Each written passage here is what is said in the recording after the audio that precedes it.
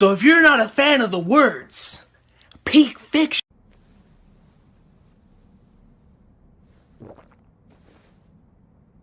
10本すべて食わせた。これで虎杖の中には最低でも。Alright, I started the... Hi everybody, welcome to Peak Fiction Time. Before you watch this episode, I highly suggest that you go and watch our review of Season 1 that we did, and already uploaded, because this is not about Season 1, this is about Season 2. Even though the title says that, you silly, dumb idiot. You're not dumb, you're reviewers, and I love you. Anyway, we're talking about Jujutsu Kaisen. Woohoo! Yeah, this is my submission. Can't wait for the next season in the next 3 years. Am I right, guys? Actually, Jujutsu Kaisen's release wait has been healthier than a lot of other shows like Vinland Saga or anything like that. It only took 2 years for them to make a season 2. Well, it was 3, but they also had a movie. Yeah, they had a movie between then as well. And we're going to be talking about both the movie and Season 2 in this. I really liked Season 1. I remember I gave it a 9. And that review we did is actually one of my favorites we've done so far. Good. Mappa. I'm actually surprised that you got hooked on this series, given how annoying I was being about it. Well, it's I got you into Attack on Titan, and I was really annoying about that. So we're even now. We've poisoned each other. Now I gotta find something to get you. Damn it! Now well, you've already found yours with me, which is what we're going to talk about really soon. You just need to find something for Pasta Man. Find something that Pasta Man will get obsessed with, and finally it'll be like a triangle. But anyway, a lesbian show. Yeah. Anyway, so yeah, obviously I was a big fan of Season 1. I thought it was one of the best things Mappa had ever made, and not to give away too much, I think Season 2 is among the best that Mappa's ever made, but I think I like Season 1 just a smidge more. A little bit. Yeah, even though the writing is better, but we'll talk about that in a minute. The point is, Mappa is one of the... I can't say one of the best studios right now, but they're covering all of the best manga right now. Yeah, definitely. They're hopping on to all the top series. They're hopping on to everything that is garnering hype, like Chainsaw Man, and they took over on Vinland. They're taking over on One Punch Man actually for Season 3. And that's sort of that's also sort of their problem. They're taking on all these series, and they want to make Ufotable Kyoto tier stuff without realizing that those studios know when to take a break as well. Yeah, gotta take their time, unlike Mappa.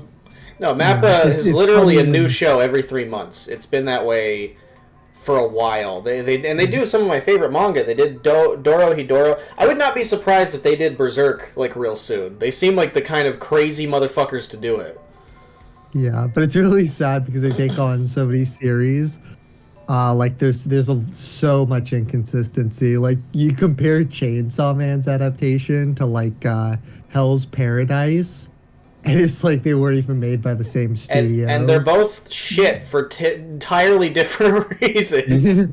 Because Hell's Paradise looks good, but is animated like garbage. Chainsaw Man is animated good, but it looks like garbage. And so... What a studio. But we're going to get more in depth into that later. So, Season 1, we left off on that, weird epilogue thing, and now Season 2, you hope that it'll continue the story, but actually it's a flashback, which is set before the movie that had come out between the seasons. And I want to talk about the flashback first before we talk about the movie, because okay, this is actually first issue already off the bat, is the way they released this, and apparently it's because JJK Zero, the movie that came out between the seasons, was based on a side manga. Why he did that, I don't know, because what happens in the movie is actually kind of important for the overall thing. You know, something happens in it that is kind of important, and it sets up a character that is kind of important for what happens after this arc, this Shibuya incident arc. Yeah, it's kind of funny thinking about the chronological order of this series. So the movie, which comes after the first season, is a prequel to the first season. And then the second season, the first 5 episodes are before the movie.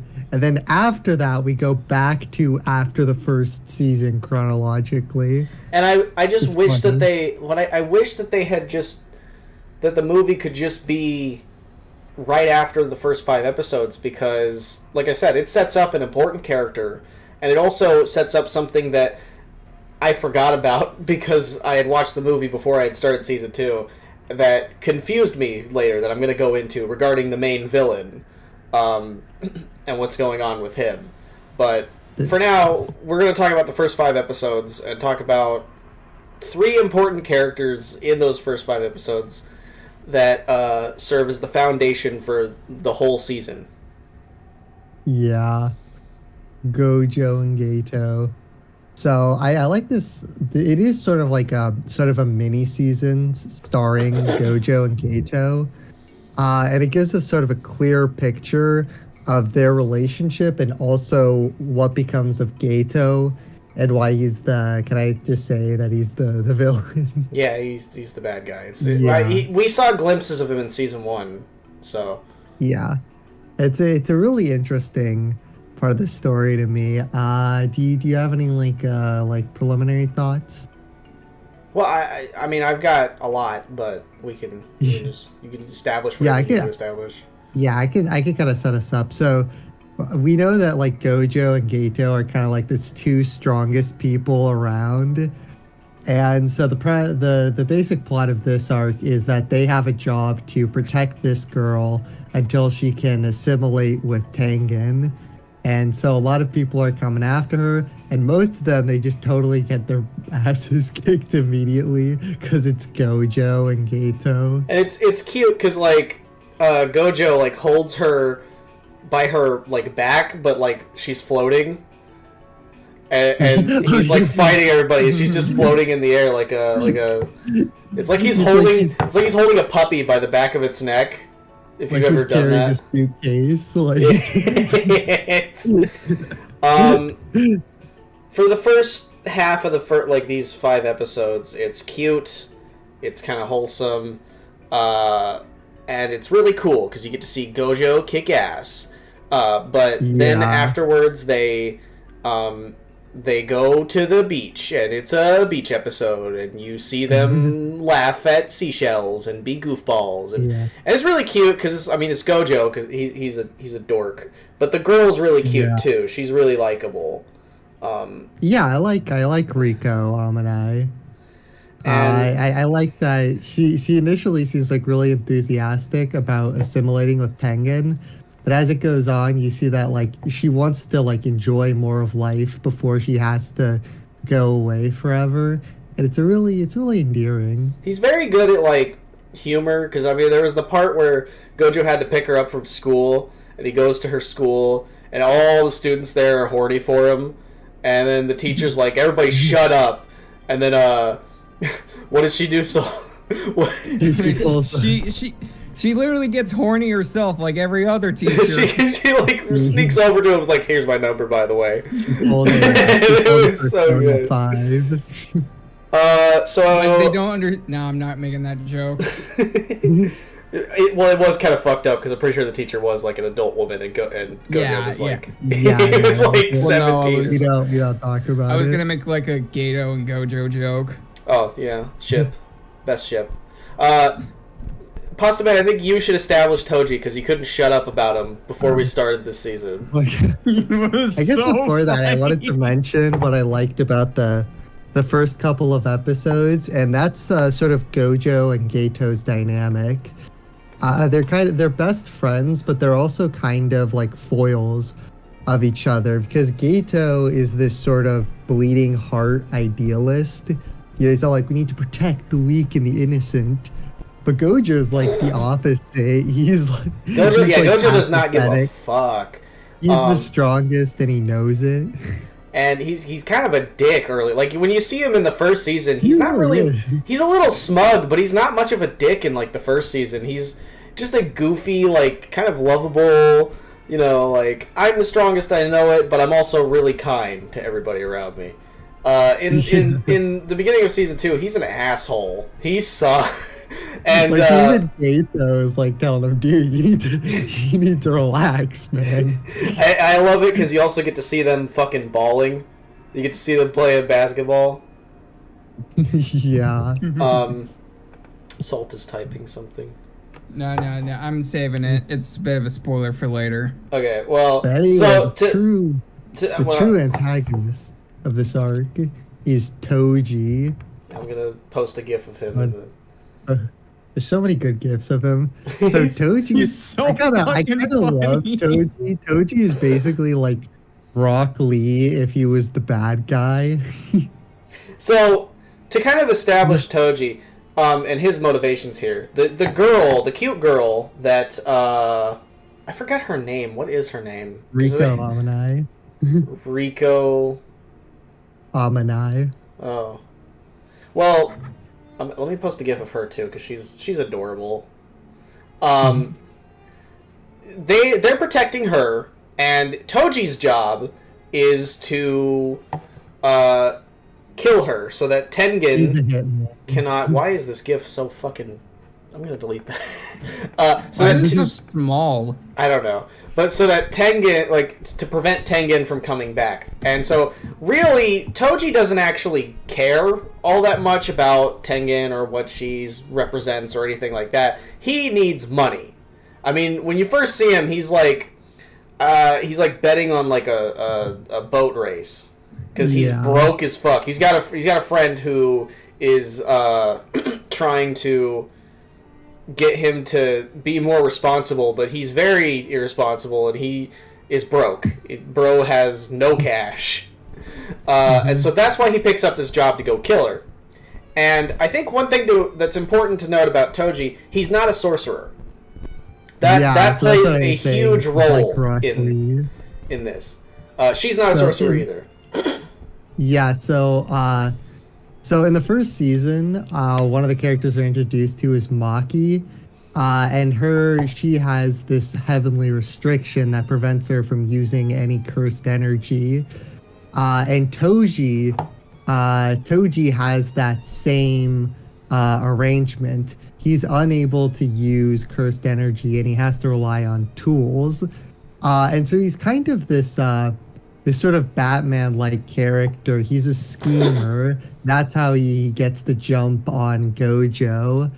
And it's really satisfying to watch because Toji has like a plan to deal with every tool that Gojo has in his disposal.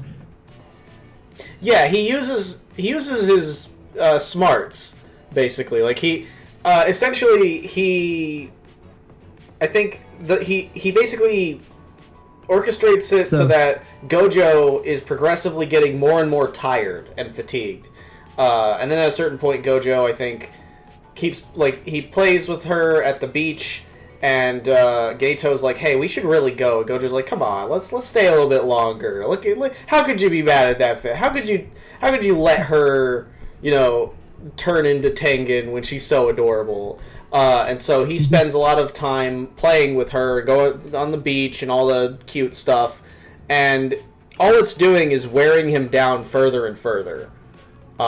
Yeah, so Toji sets like a bounty with a time limit because he knows during that time limit Gojo's going to be on high alert, and the second that the timer's over, Gojo thinks that she's safe and he drops his guard. And it's in that exact moment that Toji stabs him from behind out of nowhere. Yeah, and so it turns into Toji versus Gojo. And he almost kills Gojo. I don't remember how Gojo survived, but he fucks him up. He, dude, slices him open. Sick. He was the closest person to actually killing him. Yeah, that's the thing. Like, you spend this entire series, like, watching Gojo clown on everyone, and then Toji pulls up on him and just dices him. And he's not even a sorcerer. Yeah, that's too. the best part. I was about to say that, is that he's not even a sorcerer, and he fucking washed Gojo, and it's so impressive. And so, where was I going with Then it? he goes and beats up Gato too, and he shoots Rico Yeah, with a gun. so what happens is, like, Gato's like, you ready to merge with Tengen? And then she's like, no, I have so much more life left to live. I had a lot of fun at the beach with Gojo, and I want to go do more stuff like that. I want to have fun. And then she gets shot in the head and killed, because Toji's right there. She experienced happiness for the first time, and then bleh. It's so funny because I thought, she was probably gonna get killed by Toji, right? I didn't think she'd get shot in the head with a gun, with an actual gun. And so Gato and Toji, they fight, and it's awesome. They're fighting on like this hallway that like breaks off and starts falling, and they're on like a falling wooden structure, which goes against physics, but it's still cool as shit. And Toji is just he's so hard to fight against, which is so like his strength is super unreal. It's almost superhuman, and he's super fast, and he's just a force to be reckoned with. And Gato struggles against him.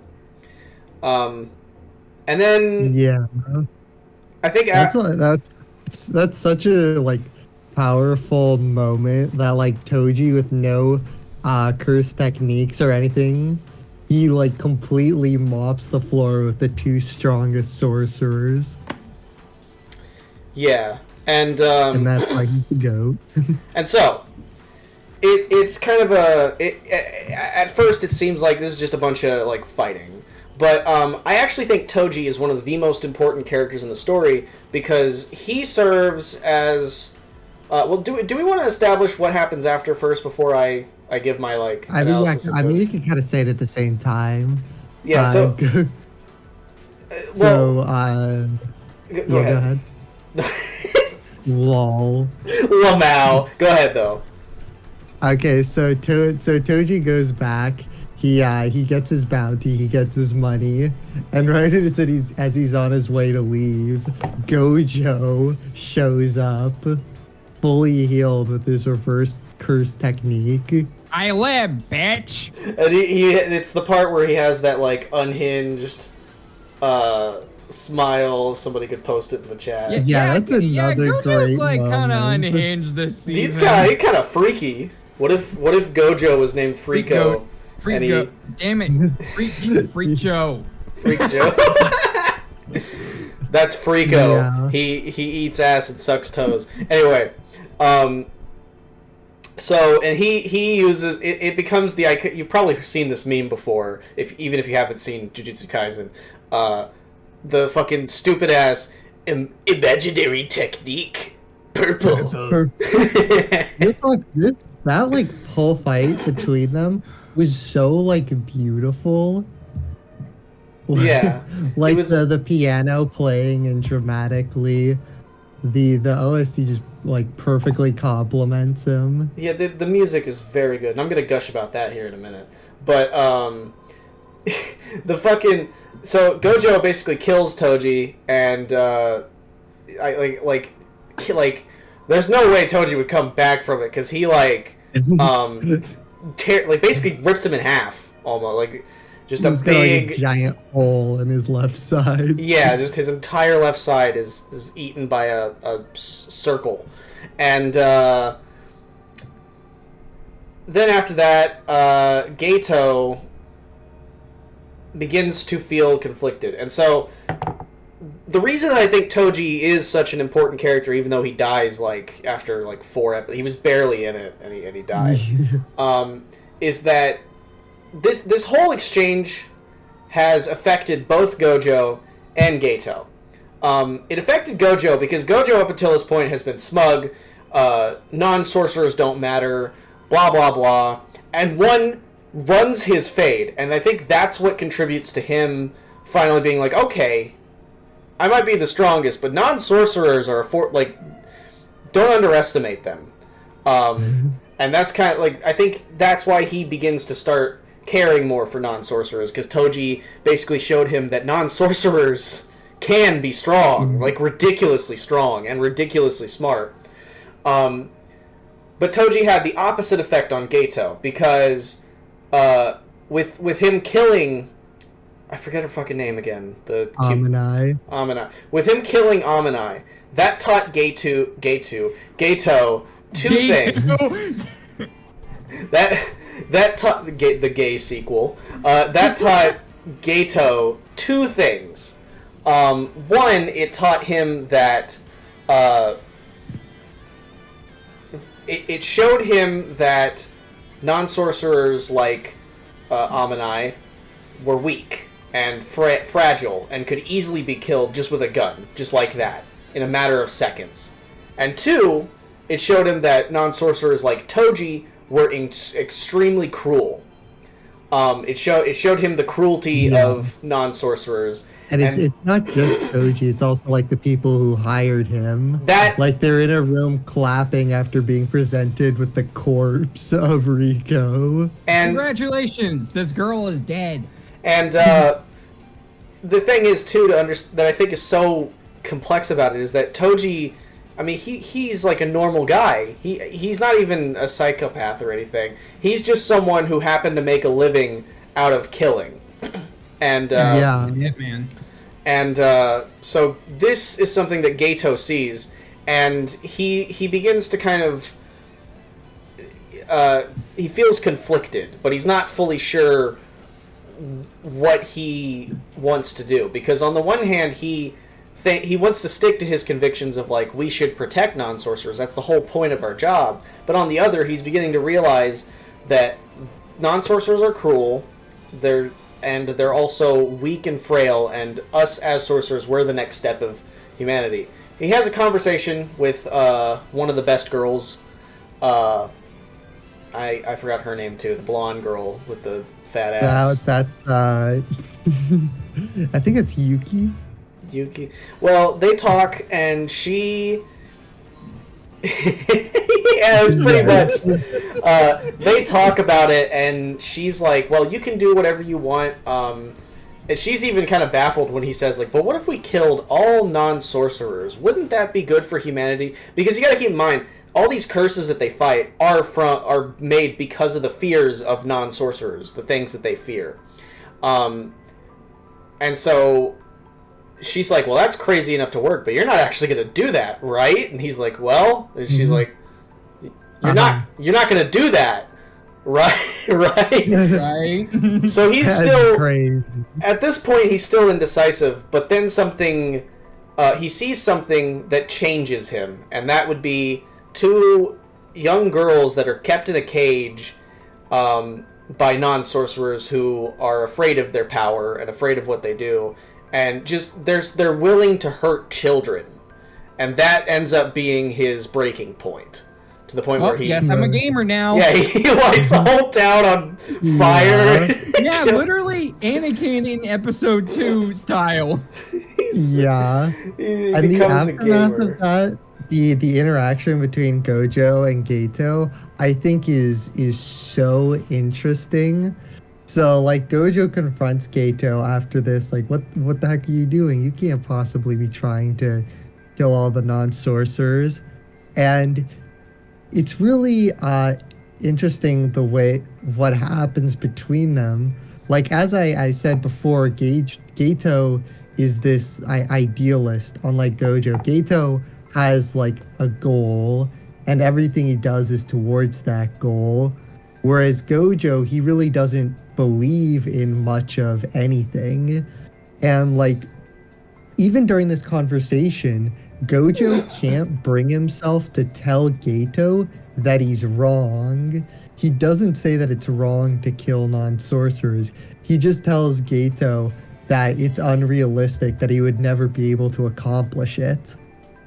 And I think that that's really interesting, and it kind of reveals kind of the kind of emptiness that he has, and the lack of like ideals that drive him. Which is also Like, symbolized by his ability being infinite void. Can you stop? That's a banger.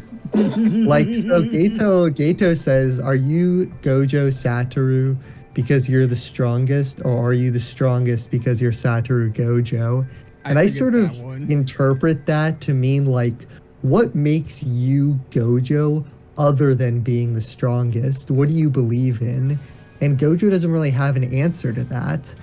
And I think that changes him, because that's another thing that's different about him in the movie and the first season, is you see him start actually believing in something. Like, he wants to change Jujutsu Society for the better. He wants to raise the next generation of sorcerers to surpass him.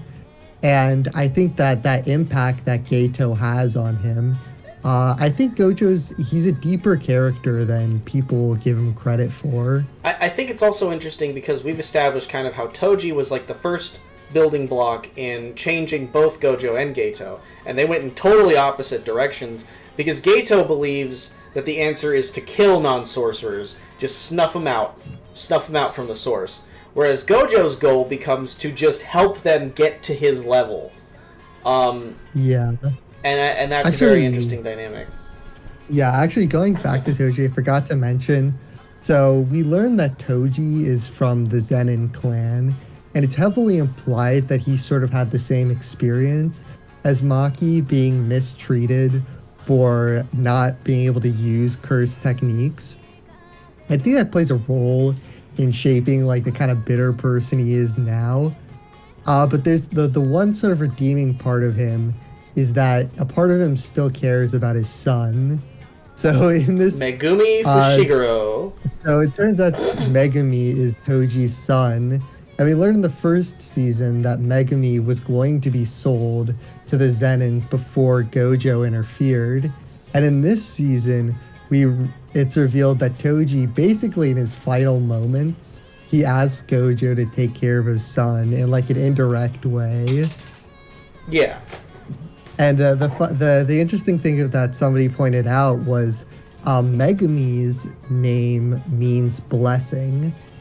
So Gojo inherited Toji's blessing, and Gato inherited Toji's curse. Like, literally, Gato ends up taking the Toji's pet curse for himself. So that kind of wraps it up for the first 5 episodes. It's so funny that we already have this much to say about like just the first 5 episodes alone. There's so much. So I kind of want to waffle a little bit about JJK Zero because y'all both have forgotten it. Okay, I go, well, before that, I guess Salt, do you have anything, any thoughts about these 5 episodes? I'm gonna be real with you. I have nothing. I was struggling to like pay attention a bit during those episodes. In all fairness, it was a little because hard to follow we kept talking over it when we watched it. So We watched it subbed. I had to go back over it and rewatch it dubbed because y'all don't know how to be quiet, but it's fine because that's why I watch stuff with y'all. And I think they're great, and I think you should rewatch it when you get the chance, Salt, because it is very interesting. But I get that, you know, it was a little hard to follow. Yeah. So we can. Personally, What? I was just gonna say that kind of my final thoughts on this arc. I think I love Gojo and Gato and Toji. They're all very well developed characters in this arc. It's also like so beautiful. Like, even outside of the fights, this is such a good adaptation. Yeah, I was gonna say this for when we talk about the visuals, but I guess I might as well now. Just the opening, the first episode, the way it begins with the one. GIF was already posted. You're silly. With the one of the better girls, I forgot her name, the dark hair and the scar on her face. Oh yeah, And in my opinion, worst girl. God, what's her name too? The white-haired bitch. Why? That's her name. We don't We don't need to address her by name because she's not a white person. hair. Let's call him white hair. Let's call her Whitey. They're in like a hall. It's I guess JJK's spin on that one part of Chainsaw Man, where they're in a never-ending hallway because they're trapped in some kind of curse, and they explain how it works, and it's like very interesting where they deduce that in order to stop this curse, we have to run opposite directions, and the visuals are they're so clean. They're just so like cool. You see the looping animations and the colors and the detail, and it's just so fucking aesthetically pleasing. Yeah, and that's what I was saying. Like it's a shonen, it's all about fights, but even like the non-fight portions, they have their great moments. I think the one thing that I wish from this season was that it was longer. Like, it's only 5 episodes, so they really, like, go straight into the plot. And I wanted to see more, like, Gojo and Utahime, or more Shoko. Like, the third member of their group doesn't really get any exposure. Yeah, she's, like, barely in it.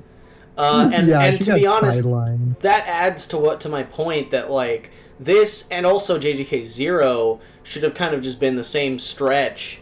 And they should have maybe contributed to just being their own, like, season. And then the Shibuya incident could be, like, the 3rd season. Because there's a lot of things that could have been fleshed out in both these 5 episodes and JJK Zero. The opening, like, kind of makes you think it's going to be, like, this whole, like season. But nah, it's super short. What were you going to say, Salt? I was going to, like, mention, like, maybe this could have been better as, like, a movie. Maybe. It honestly short enough to have been one, but... Well, regardless, I want to waffle a little bit about JJK Zero, because none of y'all really remember it all that much, and that's because... I don't know. I honestly forgot how it ended. I watched it twice. But JJK Zero is what happens after Geto goes down this path of, I'm going to kill all non-sorcerers. He becomes racist. He starts calling non-sorcerers monkeys because they're primitive.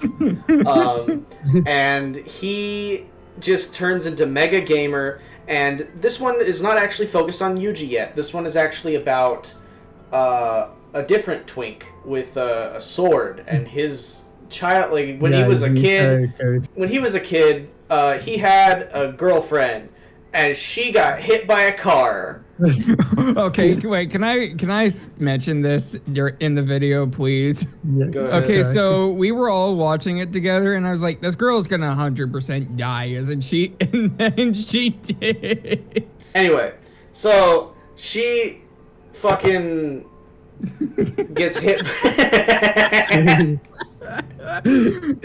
Why is that one shot from Blade Runner? I don't know. The Honda Civic. I've gotten so distracted. POV, the Ford Explorer. So she gets hit by a car, and I forgot his fucking name again. Utah? So he ends up being cursed with her demon forever. She ties her spirit ties herself to him. So if you know Gaara from Naruto, it's kind of like that, where nobody can touch him because she comes out to protect him every time anybody does. And his importance is that he gets picked up at Jujutsu High by Gojo, and he initially is a very like pensive, nervous person. Maki's a bitch to him. But it's kind of yeah, that's right. She's like, she tells him, "Hey, I bet you got bullied in school, didn't you?" Makes sense. I'd bully you too. And also, he has a hard time fitting in with this school. I think the problem with the movie is that it's hard for me to get emotionally attached to him or any of the things going on because it's a movie. It doesn't feel like its own. I personally, I like Yuta a lot. I do too. The movie is sort of about him like finding a reason to live and like something to believe in and fight for, and like he slowly like is like building his confidence. It's a great like kind of personal development.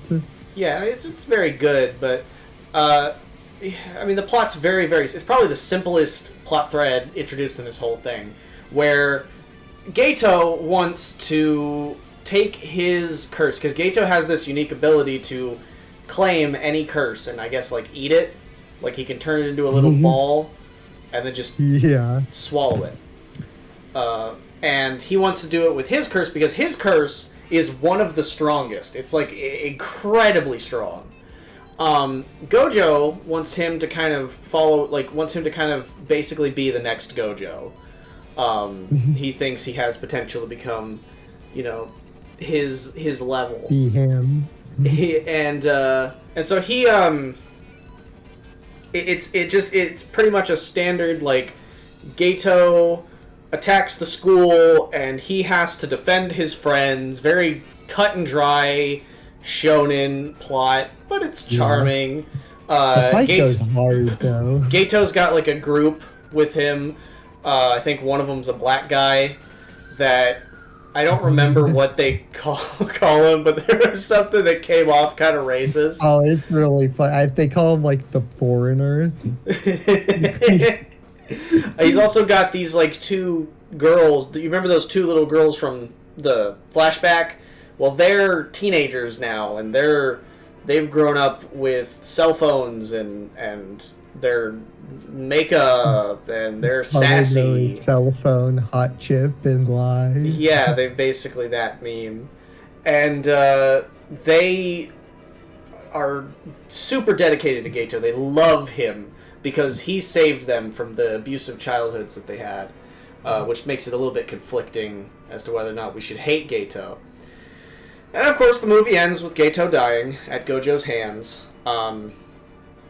And I even remember when I was watching the movie, I was like, well, then why is he in season 1? Like, why does he show up every now and then talking to the it's like curses? it's kind of a big mystery. It's supposed to like spark questions like, how is he here? What's up with his forehead? Where did he come from? Where did he go? Where did he come from, Cotton Eye Joe? Also, there's one detail in this movie that I think is really that I noticed and is cool. So so Toji has like this pet curse that he keeps with him that like stores cursed tools for him to use, and you see in the movie. You see Geto using that curse himself to store a weapon.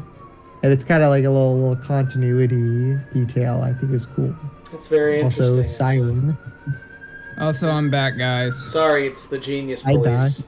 They're trying to get me for cooking too much during this review. It sucks that it wasn't given as much exposure as the season because it's kind of important. It establishes a character who plays a big part, is going to play a big part in season 3, and it establishes that Geto dies. And yeah, I think it is kind of a fun movie. I think it was cool that it aired in theaters. I wish I saw it. Well, I think we could. So after this whole flashback segment, and in my headcanon, like basically if you're watching this, watch the first 5 episodes, then watch JJK0, because you're going to be confused if you jump from JJK0 to the season 2, because I literally forgot Geto died, and I watched it twice. So yeah, I forgot Geto died too. Like Gojo just I think kills that's him. kind of a symptom of like, anime, like, seasons being like years apart. Yeah. Well, but let me see here. So we go back to the present with I even love the transition from the flashback to Gojo. He's like chilling, and then the Nobara and Yuji are like, "Hey, you awake?" He's like, "Yeah," but he's like real happy to be around his students. It's really cute. Yeah. And things get even cuter. I kind of wish this guy would do like a slice of life series because he's very good at it. Because he should be doing that. He needs to hop off this shonen depressing writing. shonen. Can you make like a slice of life where everybody? Oh wait, no, I'm sorry. Never mind. Where everybody dies? Is that what you're gonna say? Yeah. Yeah. He's already doing one.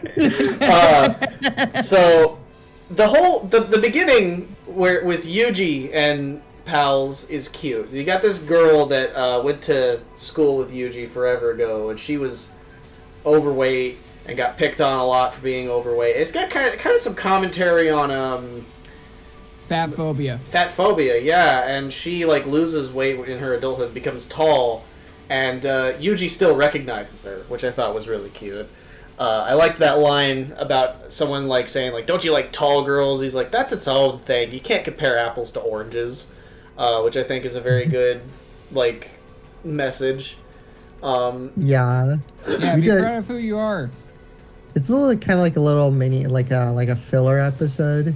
It feels like, and that's what I like about it. I wish we had more of that. Honestly, I kind of wish that too, you because don't get a lot of that like from here on out. you know, we get more of the sibling dynamic between Nobara and Yuji, where she's kind of jealous that he's, finding someone before her, which is going to make something that happens later even worse.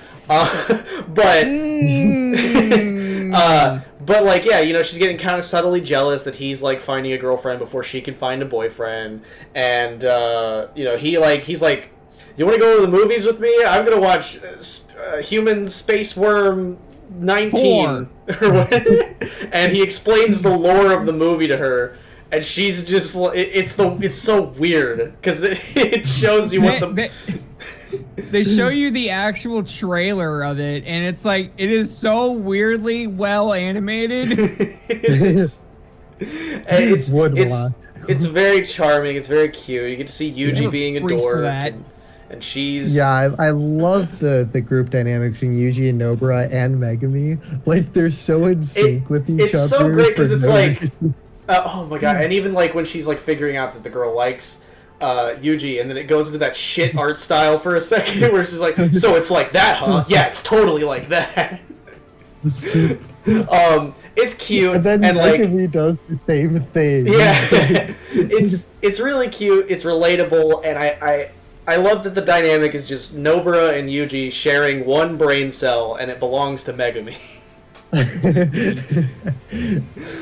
That's so perfect. So this is the only feel-good moment, aside from like Gojo and the girl playing at the beach, that you're really going to get this whole season, because the rest of it after this is miserable. Misery. Just pure misery. Absolute despair. Also, I wasn't gonna like, I was trying to hold myself back because spoilers, Yeah, no, I get you. Go on. So the first big fight we get is Muta versus Mahito. Muta would be basically Robot from Invincible. He's like kind of the same gimmick of like a deformed man who controls a robot from afar. Yeah, so in the first season, they talk about how they think somebody at Jujutsu High is a traitor and is leaking information to the curses. I find out that guy is Muta because he made a deal with them so Mahito would give him a normal body.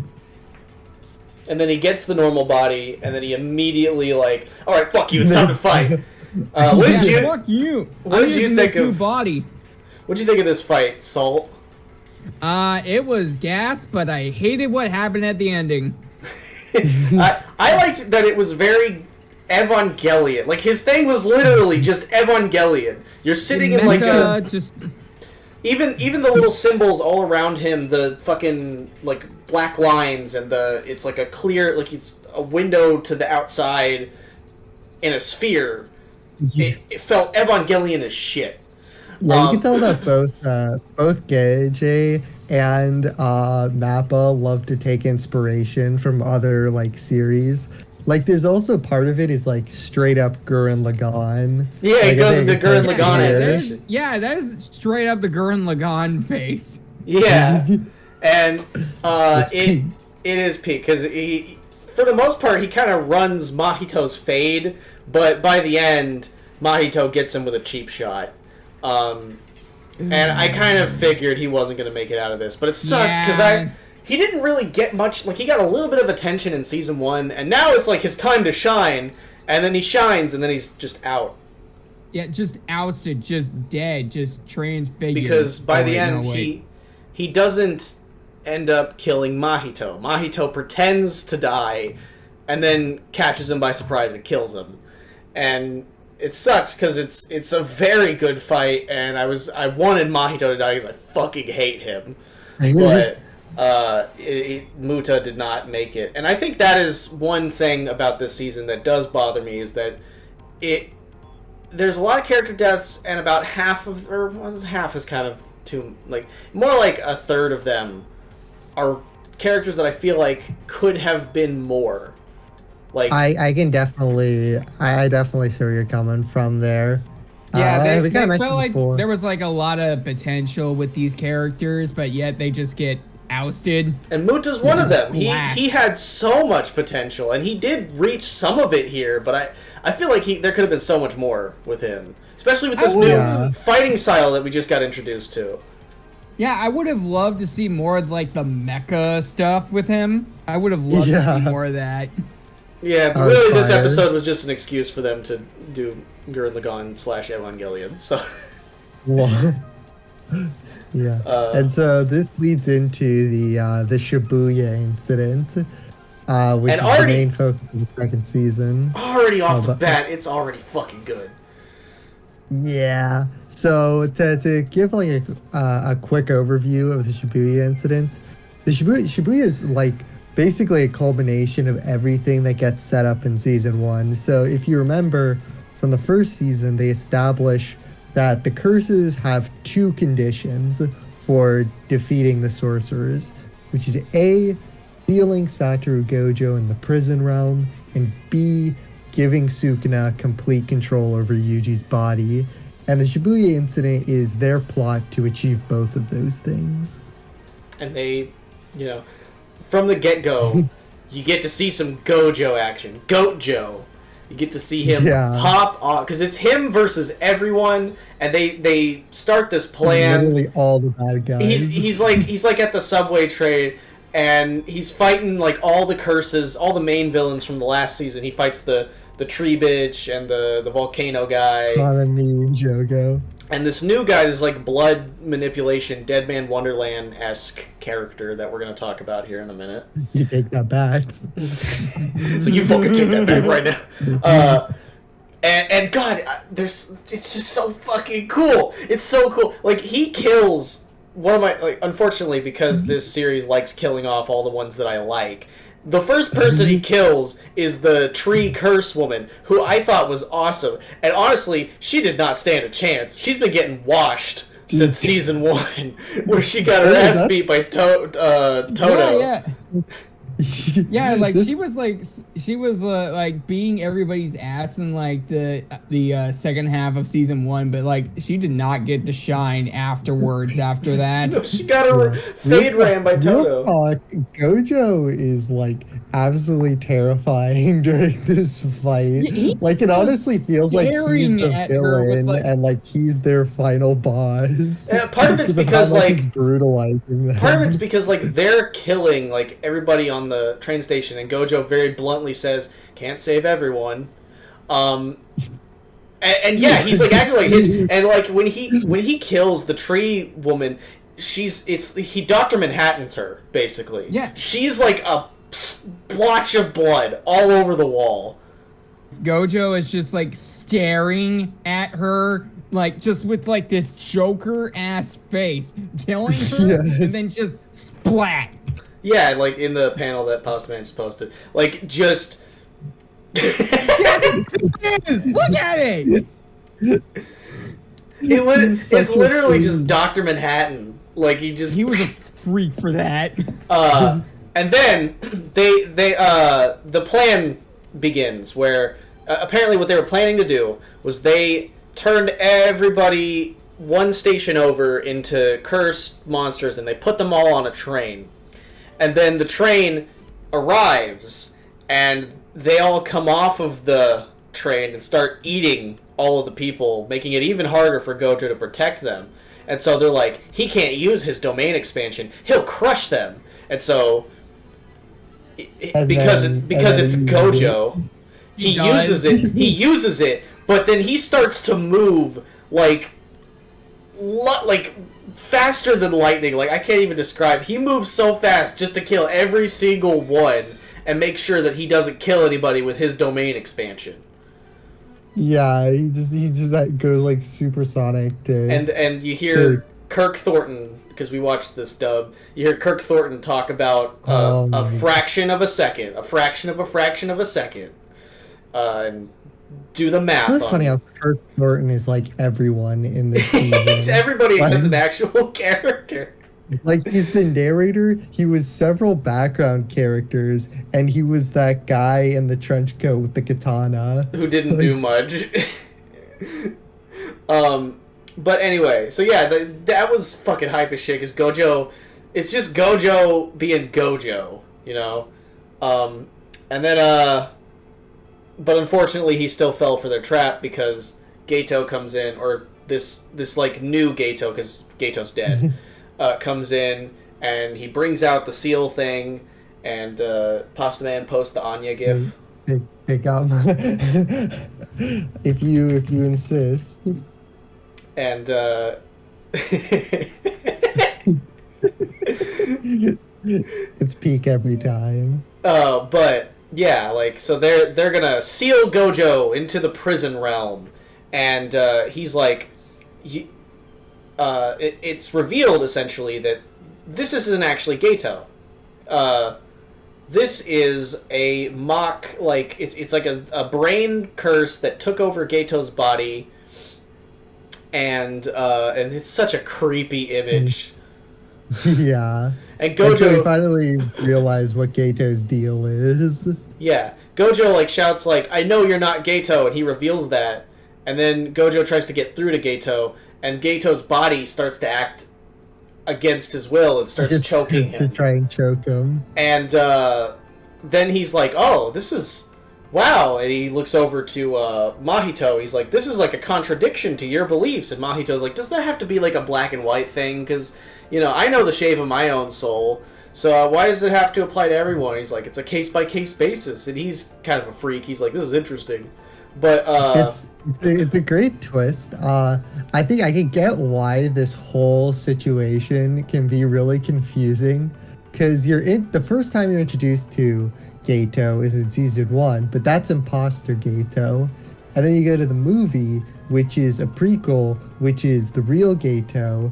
Then season 2, the flashback is real Geto before he dies in the movie, and then Shibuya incident. Geto that's why I wish that the movie had been like put between episode 5 and 6, because you forget that he's dead, and then it's all over the place in terms of how. Yeah, that was my problem. Like when they revealed this, I was just like, why? Yeah, like, why are you giving me a backstory for Suguru Geto and then cutting to this imposter Geto that has nothing to do with Suguru Geto?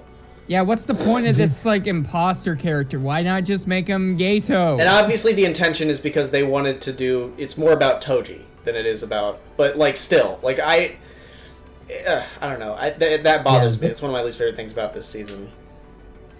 Yeah, they sort of reveal what this new imposter Geto's agenda is. And I think he actually does become kind of an interesting character. But you don't see much of that this season. Oh yeah, it's not until like the end of the season. He gives me kind of Aizen vibes from Bleach. He feels kind of like an Aizen type villain. Yeah. So Gojo, you know, he gets sealed, and even when he gets sealed, the block closes with Gojo in it. It falls to the ground and smashes the ground. Even when sealed, he is a pain in the ass for these guys. And Geto distinctly the imposter Geto just says, like, "I fucking hate you." I hate this guy. I hate this guy. It's really funny, like, when Mekamaru tells Yuji, "It's okay, they can't move Gojo right now." And Yuji's like, "Why?" And he says, "Because he's Gojo." Okay, so for context, Mekamaru, after Muta died, he released like some sort of message thing to everybody. It's like these little buttons of his like robot that relays his final message, I guess, kind of his spirit living on through the thing. And yeah, we have a little moment like that where he goes to Yuji, he's like, "Hey, I'm dead," and Yuji doesn't really react much. He's like, "Oh shit, that sucks." Oh, And then- My that sucks. reaction. Now what? And he's like, by the way, Gojo has been sealed. He's like, damn, really? Oh, man, dude, flip, man. Free. For reference, Yuji's like, he's sticking with the white-haired bitch. I'm not even gonna say her name, she sucks. And oh my god, I got a rant about that little. She has a little brother, and it's like a Shota. I look like a fool now because when I watched season 1, and I told everybody to watch it. I was like, it's not like a lot of other shonens. It's not like My Hero Academia. It doesn't sexualize its characters. There's no weird fetish stuff in it. And then she comes in. But then here comes season 2 with this little fucker. It ruined a character I barely cared about from the beginning. Yeah, with that dumbass hair. You see them. You see him like naked with her. It's like, why? Why? No. Why? Yeah. Why? I don't know why. I Was cannot that in the justify manga, Pasta this. Man? It was. It indeed What was. did the author mean by this? What did he? I feel. Why- I feel the same way. Like that Why was can't what I liked why can't about anime just be JJK. normal? Why can't anime just be normal? Why is it so hard for anime just to be normal and not do Can I- that? Go ahead. Can I tell you something? What? I showed this season to my parents. And what I did was on that episode, I just skipped it and It's like we don't need to watch that. That we're good. Yeah, we're not watching that. We're not watching that. Okay, so the Yuji. Okay, but from here on out, Gojo has been sealed, and so everybody's goal now is to find and rescue Satoru Gojo. And the first thing they need to do is to break the veil that's keeping them out. Yuji fights a grasshopper guy who's kind of funny. It's not much of a Yes, fight we- though, because he runs its fade because it's another curse. But the only interesting thing I have to say about the grasshopper demon thing was that it kept proclaiming itself as clever, even though it was the dumbest villain all season. And he's like, people don't call themselves clever. He's like, they should. Why wouldn't they? So I just want to say, this character makes me violently homophobic. Yeah, he's almost as annoying as Mahito. I think Mahito is, well, actually no, Mahito gets way funnier later. This guy is easily the worst character in the entire He series. sucks. I hate him. Yeah, I usually hear And he he gets sounds off on awful, hurting too. people. Yeah, he gets off on hurting people who are weaker than him. And so he goes around like attacking the non-sorcerers who are just trying to help the actual sorcerers. And he's we hate him. We want him to die. And he fights everybody. He fights Nobara. He fights who else? I know he fights Nanami. He fought a defenseless woman. Yeah, he fought a lot of people. It's him versus everybody basically. And But him versus Nanami, dude. yeah, so there's a part where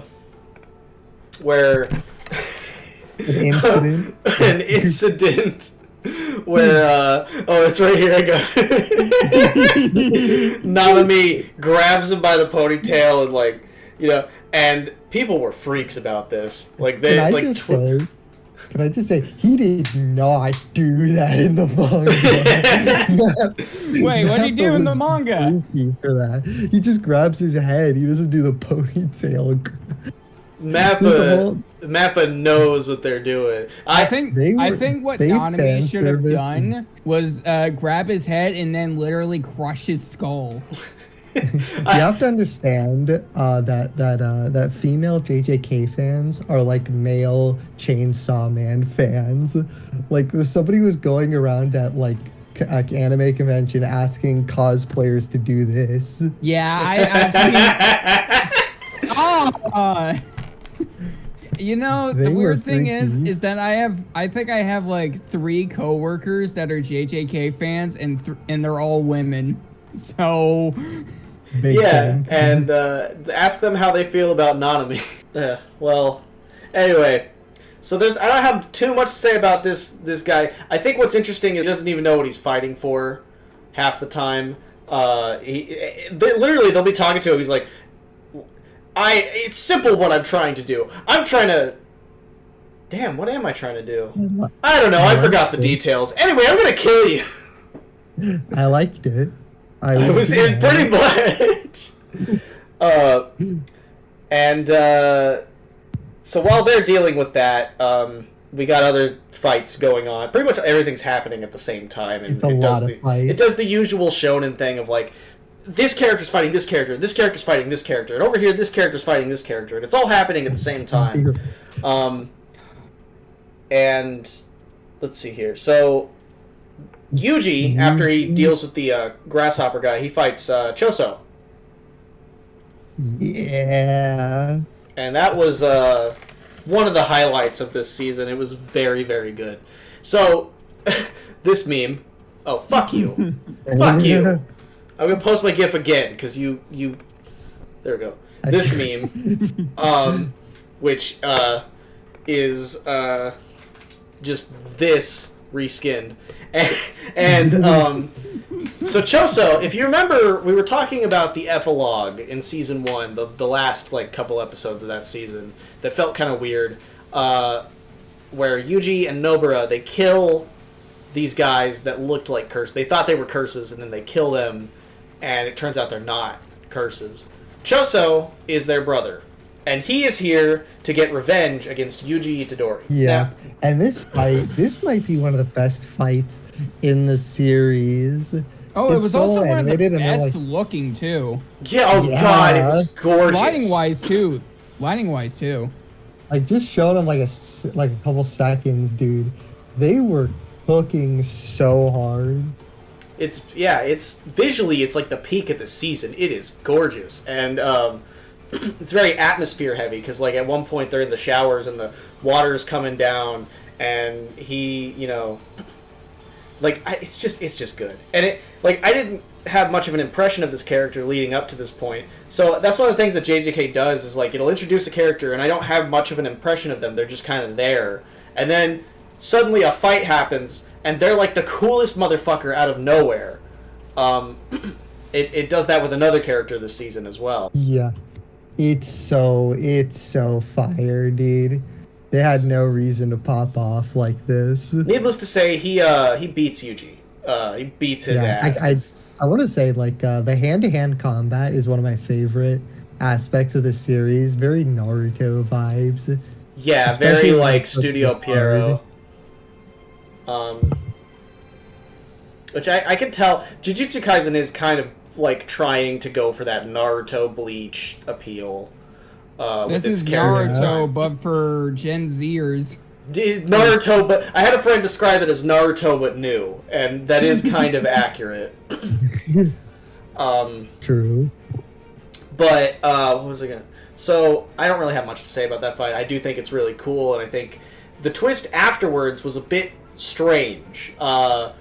Basically, after running Yuji's fade, and Yuji's like on the verge of death, he somehow gets like a glimpse of like this. It kept cutting to this like old timey. It's animated like Anne of Green Gables, or like those old like just super old anime. You know what I'm talking about? Like, they did like a flashback and they gave it like the old VHS look. Yeah, but it looked like old, like super, like 60s anime kind of for a second, or like 70s anime. 70s is probably more accurate to what I'm describing.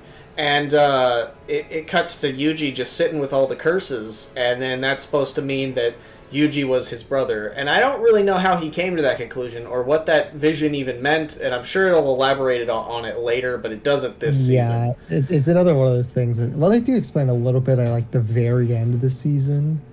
But basically, Chozo and Yuji are related by blood, and Chozo knows this because he's a blood manipulator. And it becomes a funny thing, because then now Yuji's got two people calling him brother. Because Toto, because they're best friends, and he's like, you like the same women I do, you're my brother, and that confuses people. This guy actually is his brother, and so that's why he develops kind of an affection for Yuji, and he forgives him for killing his other brothers, because he's like, you didn't know, you thought they were curses. I'm sorry, bestie. That whole plot point is just handled so weird. especially with Nobara and Yuji's reaction being so mellow. Like, we just killed 2 men. So that whole plot thread is just weird as fuck, and I don't care for how he handled it. Yeah, like, I was just confused by this. So, the next topic is, I have one thing to say, really, is that this season is kind of depressing, and I think that is expressed very well for a bad reason. Because I think that it's no secret that MAPPA abuses their animators. That's something we said as a joke. Yeah, I did a little research on this. You want me to go into that, because this episode is sort of where that happens. What I was gonna say was like, you can. I think that in some ways has heightened making this such an emotional experience, because I think their pain is genuine. They're putting their pain into this and making it more depressing because of that. I think that's why it's so effective, but I think that is a bad thing. True. Okay, so I can kind of explain what the situation was here. So the next episode after this, Nanami, Maki, and this guy named Nobito are all fighting this Cthulhu-looking dude. And people noticed that the animation quality was kind of like took a real downturn. I will say that's my favorite part. That fight is my favorite part of the whole season. It's like the peak of the season, in my opinion. But proceed. But so basically, they noticed how much the animation quality dipped, and they also noticed that the credits for the director of that episode were like absent until it was leaked that the director was Hokuto Sadamoto. And the director basically, he like has this breakdown, and he puts out this public apology explaining that he just couldn't get all of the cuts finished in time for the episode's release, and he was so ashamed of his work that he didn't want to be credited. And it's really sad, like, how he talks about it, like he feels like he's ruined a would-be masterpiece. And then after this, more staff start coming forward about the working conditions. And like, we already knew this was a problem with MAPPA, but like, these testimonials are so much worse than you can even imagine. Like literally, I'll see if I can find it here. One of them is this. One of the animators posted this on twitter.com. Okay. And that is an anime girl. That's the context of that. The girl in question in the anime that she's from, she's an animator. Oh shit. So yeah. It's dark. It's the reason is because MAPPA takes on so many so it was really bad for these few weeks. Like, episodes were being completed apparently like mere hours before they were supposed to air. The movie JJK Zero was done in like 4 months, wasn't it? Yeah, something like that. Yeah, the whole thing was done in like 4 months or so, somewhere around there. Like less than a year, like half of a year. It was wild. So, like, the employees asked, like, the executives to delay the next episode for, like, a week or two, but they said no. Apparently, some people literally collapsed on the job. It's bad. It's really, really... But this is just Japan's work culture. This happens everywhere. MAPPA is just one of the worst ones. There were even allegations that MAPPA was like making its employees sign NDAs to not speak about the working conditions. Basically, the anime Konami.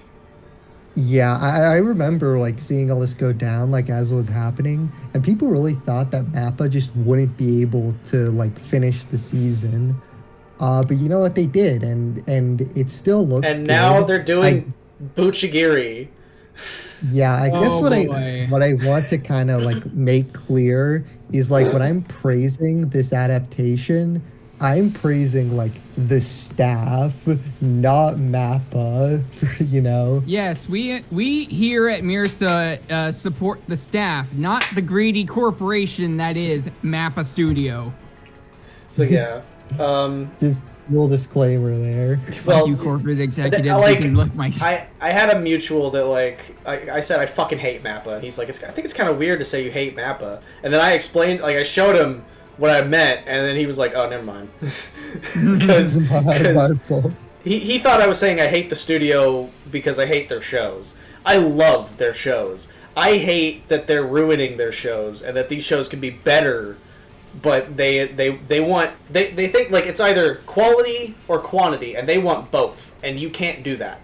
That's not possible unless you get like twice the amount of staff members that you have. It sucks because we saw like a couple like storyboards posted on Twitter that were supposed to make it in, but they had to be cut in order to save time, and we also and I think that's really why there's so much inconsistency. Like the high points are high, but then there are also a lot of moments of just really awkward animation. Yeah, there's parts, and it isn't just JJK, because I've started to notice it in other shows. I mean, Chainsaw Man I think just looks like garbage. I hate how that show looks. And then Attack on Titan looks gorgeous, but there's a couple points where like the colors are not like done, or there's like something that's a little over animated, or something that feels like it's a little stiff, and it's just a shame that it could have looked better if they didn't force their animators to do everything. Yeah, I mean, I don't think we'll never get to see this season as it should have been if the team was given the time that they needed. And that's kind of always going to be a stain on the series' legacy, and that's depressing. Sukuna, after Yuji got his fade ran by the guy, the black guy, he gets found by Jogo. This was before he went and burned everybody, and he feeds him. Man, get the picture up. He feeds him all of the picture. He feeds him all of the fingers. That one. And I remember having a slight issue with this because it's like you just completely threw away the MacGuffin. But I get it. I get he didn't want to go for a usual Dragon Ball Z plot.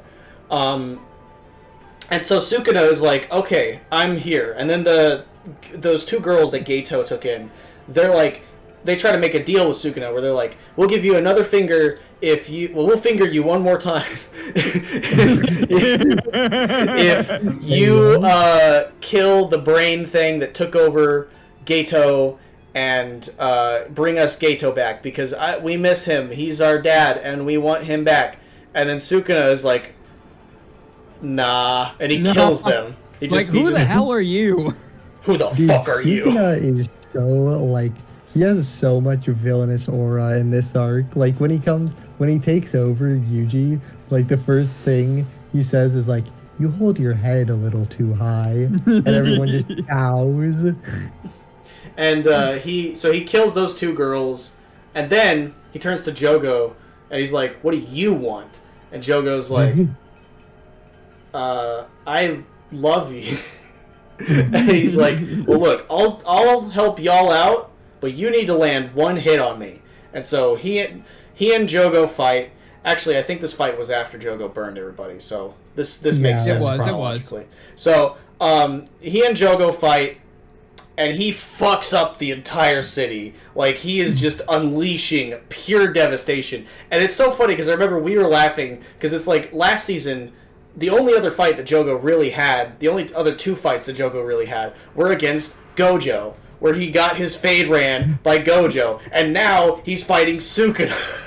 And he's getting his fade ran by... He's never had a chance to shine, and it sucks because he has so much potential. He had one chance in this season to shine, and it was only... Well, actually, no, he had like 2 chances to shine in the entire series. It was like that one restaurant scene, and like the time that he burned... Yeah, that was a cold introduction to make him scary, and then just from that point forward... Yeah, like, you can just be in the room, and he could just set you on fire. Like, that's scary. And the reason this is that there's so many villains that had potential and then get wasted a little bit is because all of it goes to Mahito. All of it. Mahito gets everything. Joko is actually like really funny because he's supposed to be like one of the strongest people, but he exclusively gets matched up against the people who can kick his ass. Yeah. And now people have started turning him like into a meme. Yeah. Yeah.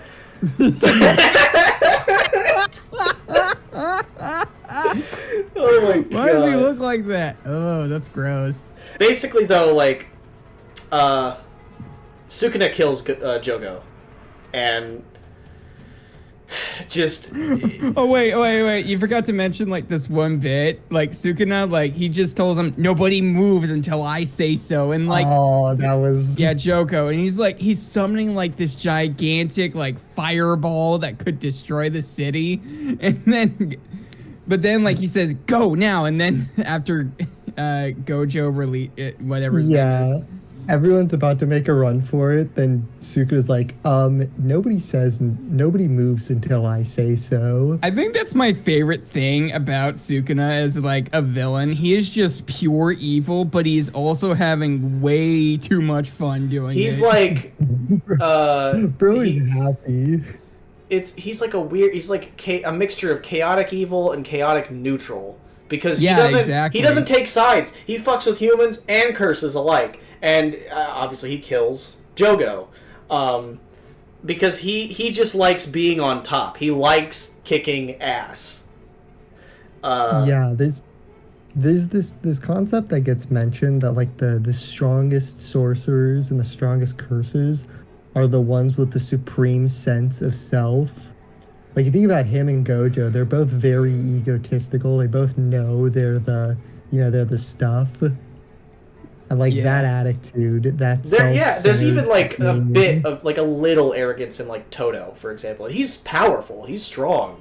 So, yeah, I do kind of notice that in a lot of the stronger characters, so there's a bit of an egotistical element there. Yeah. But and the fight that comes after this is crazy versus Maharaga. Oh yeah, so Megami tries to kill himself again. He summons Maharaga, and Sukuna's like, Megami, you're silly. I'm not gonna let you kill yourself because you actually want to. So I just like to imagine that Sukuna, like, Megami will be on his deathbed, or like he'll be trying to die of like a fatal disease, and Sukuna's just like, no. I headcanon that Sukuna only lets him live because he wants to die.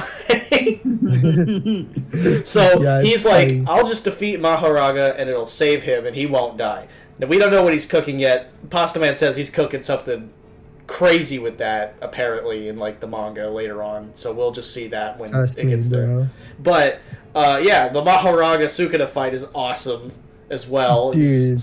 And they like destroy the entire city in the process, and it's messed up because you see people like being collateral damage. So he switches back afterwards just so Yuji could see what he's done, just so he could see the aftermath and like fall to his knees and just be like, oh god. Like, bro was such a hater. And then the freaking opening song plays, just saying, you are my special. You are my space. Okay, I need to go on that little fucking tangent too. I love that opening. I love the other opening too. But I love specials. It's like the best opening the map has made, and it's been stuck in my head, and I hate you, Pasta Man. I hate you for poisoning me with this goddamn show. I'm gonna kill you. But dude, the part that I love about Sukuna is that, like, he's such a fresh take on the inner demon trope. Like this scene is so shocking because like you're so trained to expect that like nothing really bad is gonna happen, right? You know how this trope always goes down. Like the demon destroys the bad guy and the hero conveniently regains control before he causes too much damage. But Sukuna kills people. He like decimates the city. And all of that is on Yuji's shoulders. And Yuji gets blamed for it.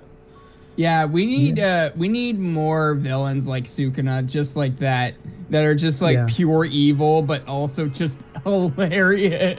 I mean, you think back on the first season, and like all the people who want to kill Yuji, they seem so unreasonable. And then this happens, and you realize, oh, they might And Yeah, they actually make an yeah. interesting choice at the end of the season as well that I'm going to go in at the end of the season. But all right, let me cook. Yeah, but I just So- want to talk about the crab guy. yeah, the whole fight with the crab guy. Guy right now. Yeah, because that's what happens before Toji shows up. It's Naobito, the old guy, fighting the crab guy. Well, the way Toji shows up is it's kind of creepy because it's like you learn about this old lady that possesses people. Well, she doesn't possess them. She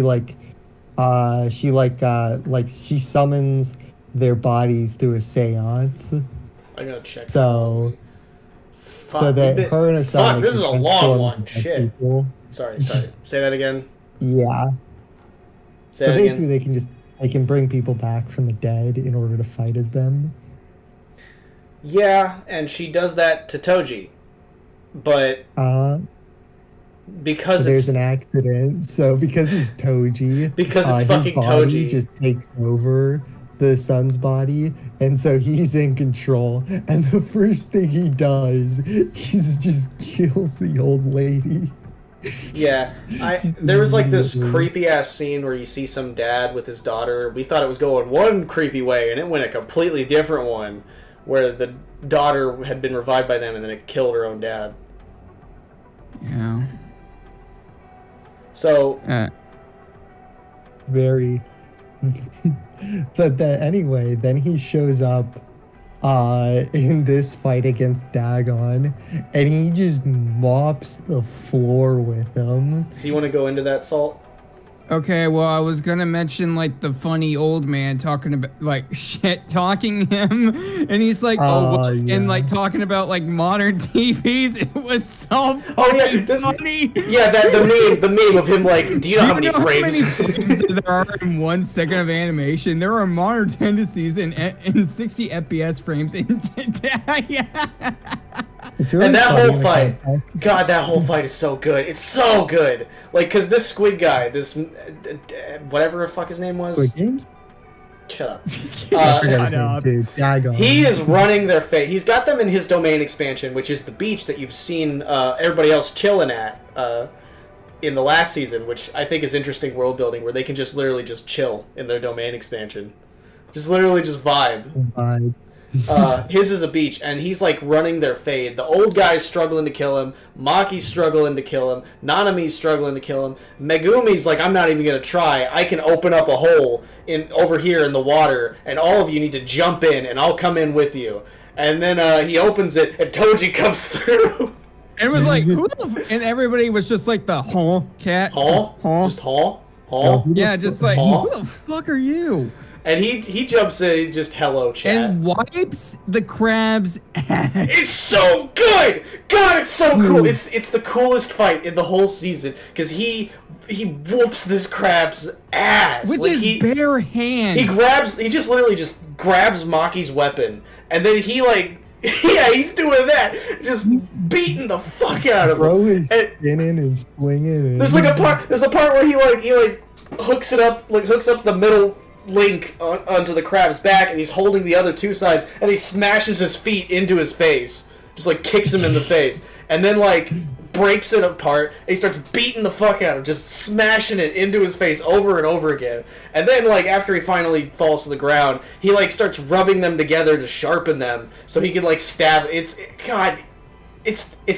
It's Toji. He's the greatest. He's the GOAT. That's why he's got that dog in him.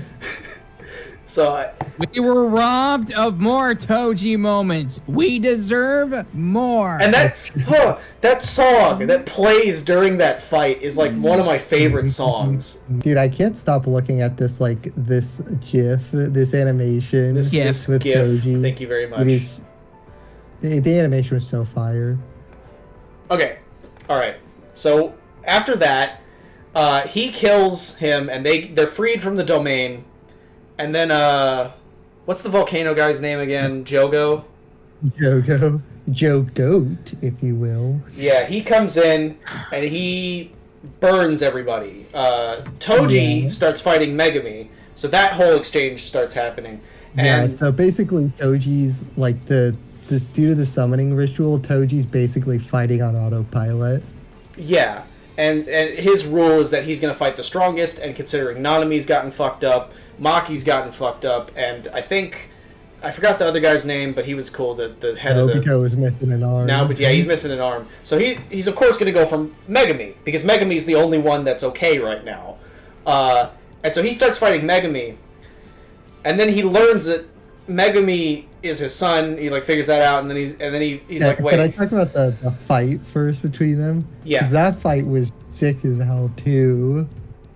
Like, Yeah. But the funniest part though is the rabbits. Oh yeah, I remember like Minmod shit on this show, and she said nobody's gonna remember this in 10 years, and I kept wondering why, and then I saw this part. I'm like, yeah, no, this is why. It's so funny. Like these rabbits were throwing hands. Bunny on. And they didn't do that in the manga. Like the mappa just added this just to be fun. Just Bunny. Oh my god, you wanna know what we were robbed of? Toji versus Sukuna. That would have been amazing. Oh, that would have been great. That But been. just this bunny on bunny violence. And so basically the way that fight concludes is that eventually Toji asks him what his name is, what his last name is, and he goes, I'm Fushiguro. And he's like, oh, so you didn't take the Zenin name. And he stabs himself in the head and kills himself. Just, Yeah, I'm really- a gay man They're myself. like son. yeah, because... I like how this part like rounds off Toji's character. Like we find out like why Toji is selling his son to the Zenin clan, and it's because he thinks that his son would have a better life with them than he did. And it's kind of like this one redeeming quality of him is that he wants his son to have a better life than he did, and I think that's a really Hey, it's a piece of touching shit, but thing. hey, at least he cares about his son. Yeah, he killed himself to make sure that he didn't want to hurt his son, because the Listen, curse was like, Sean. I fight the strongest. He didn't want to. Listen, he shot a teenager in the head, but he still cares about his son. Wait, dang it! I gotta make this joke now. Guys, go ahead. Got what joke? You'll see it. A go joke. A good joke.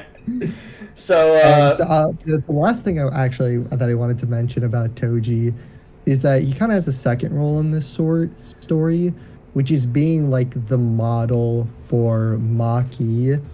Like Toji is like a fully realized version of Maki, and like I said before, they had this similar experience, but their response to it is different. Maki wants to like prove herself to the Zen. God damn it! go Hona.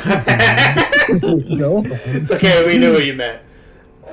What were you gonna say? Like, Maki wants to prove herself basically to the Zenins. Like, she says her goal is to become the head of the Zenin clan, but Toji rejected the Zenin clan and Jujutsu Society in its entirety, and that's why they call him the one who threw it all away. And That's pretty interesting. And that's the reason why Toji is fully realized and Maki is not. And after this season, her arc kind of becomes about how she becomes that.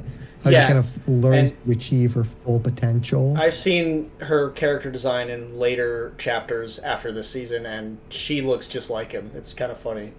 Yeah. Also, I found this. Oh, I found. Fuck you! Stop it.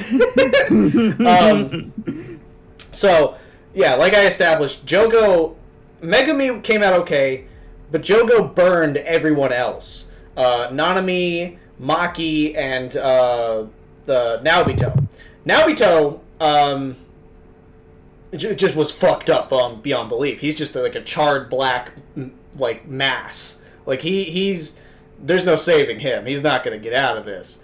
I'm so mad at that. But Maki suffered few injuries from it, and Nanami, like half of his face got burned. And so the next thing that happens is that we don't really focus on Maki until like the end, really. Yeah, we actually don't even see what happened to her like in this season from here on. It's kind of But I already knew she was going to make it out okay because I saw what she looked like in later chapters. But so we're just going to talk about Nanami since he's like the only one kind of left right now in the narrative. And half his face has been burned, and he's just out like fighting these like turned people, the people that got turned into curses. Oh yeah. And he's killing them left and right. And I guess Salt, you want to take over? Yeah, he's like reflecting on his life on the beach, and like he mentions Malaysia. Is that right? Mm-hmm. Yeah, like, oh man, I'm just gonna go on a simple walk, and then somebody behind him is like, oh no. Dude, Yeah. No. So Mahito shows up and puts his hand on his back, and he knows he's fucked because he's Go ahead. Dude, I want to say Nanami has like one of the best deaths like in anime. Like it's so heartbreaking because he's exhausted, half of his body is burnt to a crisp, and he's thinking about like the vacation he never had, the books he never got to read because he's so overworked, and he's still fighting. And I can tell the animators like resonated with him in a way because they made it such. I'm being serious. I can tell they resonated with him in a way. I know. And they made it such an impactful and heartbreak, which is itself sad because they kind of poured their heart and soul into this. Yeah, like they added like these like flashes between like his fantasies of retiring in Malaysia and like the reality of him like fighting the transfigured humans, and it's so well executed and it's so heartbreaking. I will say, I thought the animation was a little weird because someone had tweeted, bless you, someone had tweeted that this looked like it was AI generated. And, of course, they got clowned on because it's like, this is not AI generated. They didn't use an AI. And, of course, they didn't. It's not AI generated. But it looks AI generated because some of the movement looked a little jank and weird and unnatural. But I think that's just an effect of the abuse that the animators have had to endure. Yeah. I think this moment is so good, though. It, like, highlights what makes Nanami such a, like, lovable and tragic character. Because he really doesn't like what he does. He has all of these regrets, but he's always thinking about the needs of others first. Like even his final moments. He's a pretty relatable character, honestly. I didn't want him to die, but as soon as I saw this, I knew it. I was like, fuck. God damn. And he looks over at Yuji, and he kind of passes the torch to him, which I think is a great close to their dynamic. And it fucks Yuji up a little bit, because it's basically his surrogate dad. Just... The way he dies is brutal. Like his whole upper half just blows up, and he's just legs now, and he falls to the floor. It's absolutely brutal. Yeah. And then Nanami dies at Mahito's hands. He kills him, as if Yuji hasn't already been dealing with a lot of shit. His surrogate dad gets killed, and then Nobara comes in, and she fights Mahito. And like I remember, Salt said his heart sank the second she showed up. Because we kept talking about episode 19 because I got spoiled for it. Yeah, like I was like they would just not stop talking about episode 19. It was like, okay, what is going to happen in like that episode that made Gabe so mad? And by this point, sorry. Let me just interject. Like by this point, Nanami's already dead. So you're like, what the fuck else could happen? Yeah, that's my point. I was like, oh, I thought like Nanami was gonna die. Like, oh. And then like as soon as Nobara show up, like no, God, please no.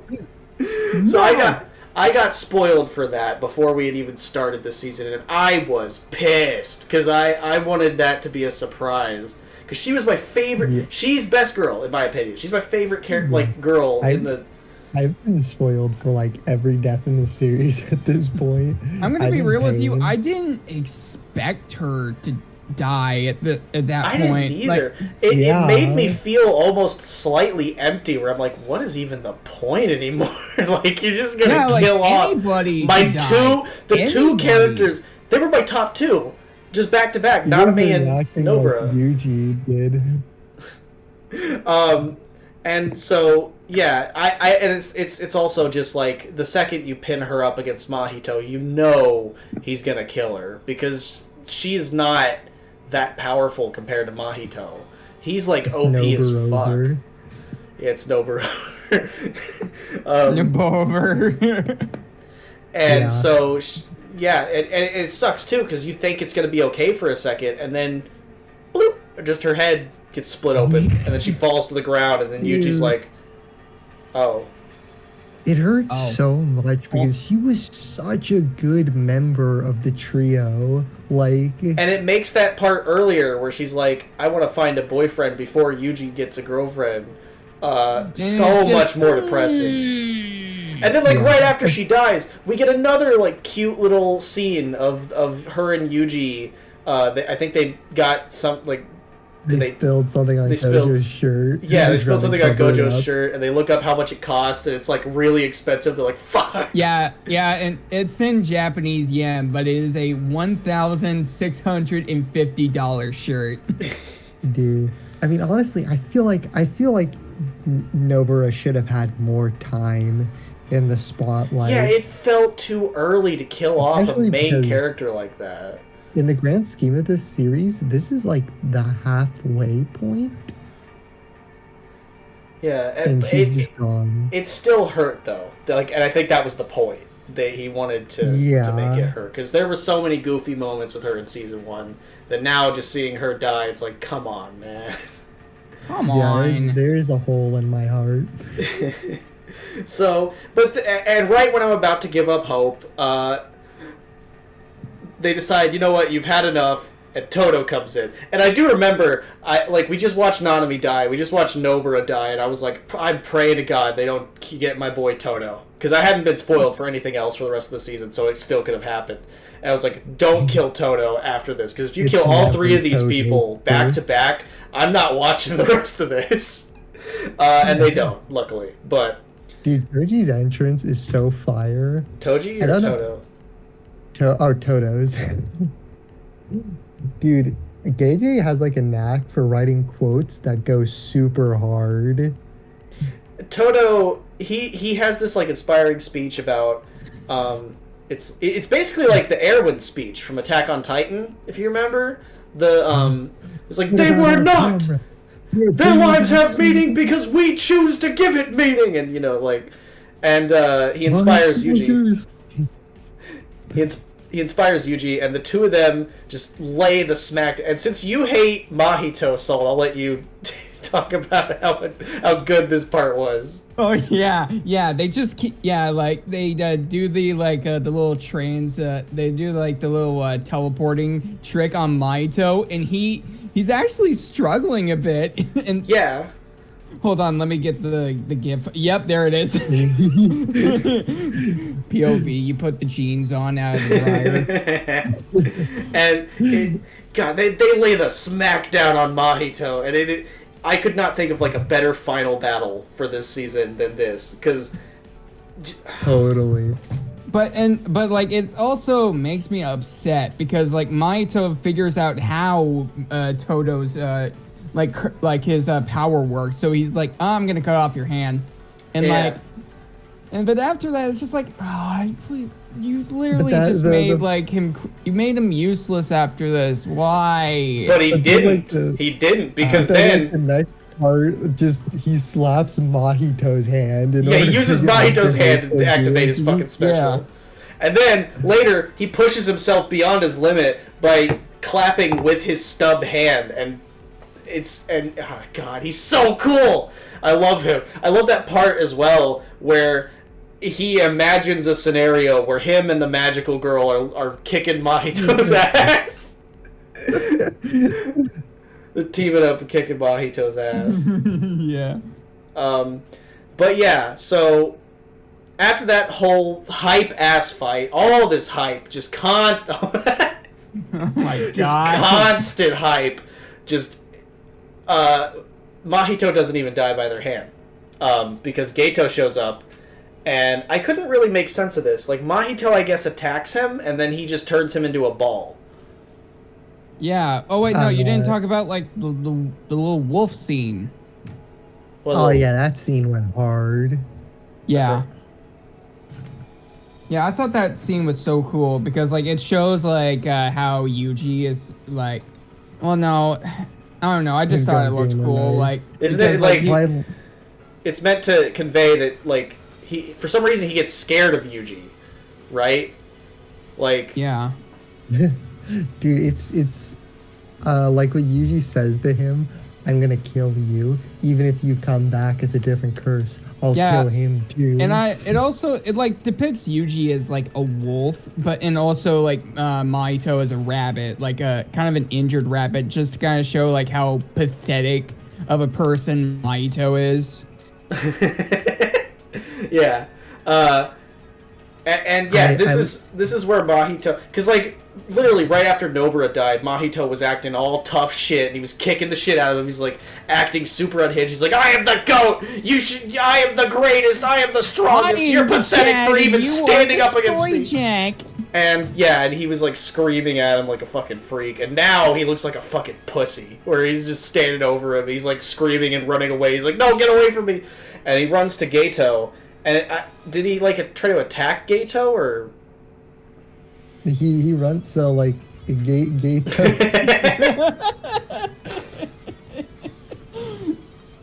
I'm sorry. That's a banger.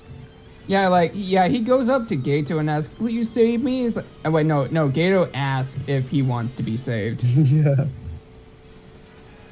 And so that kind of reveals what Geto's like end game was. He wanted to put Mahito in a position where he could like take his soul basically, and so he could use his power. It's also funny. Go ahead. I was like screaming at the top of my lungs. I can't remember if I was. Yeah. We were all I was so happy that he was finally dead. Yes, I was very happy about it too. The Discord groomer is dead. I got so mad at him killing Nobara that I looked it up to see if he died, and he did. Okay, I'm gonna be real with you. I did too. After Nobara's death, I was just like, you know what? Fuck this loser. This block button ain't enough. This block button ain't enough. He killed 3 too many characters, we're kind of reaching the end point. There's still a bunch of other shit that happens, but I'm fatigued because this has been a long ass podcast.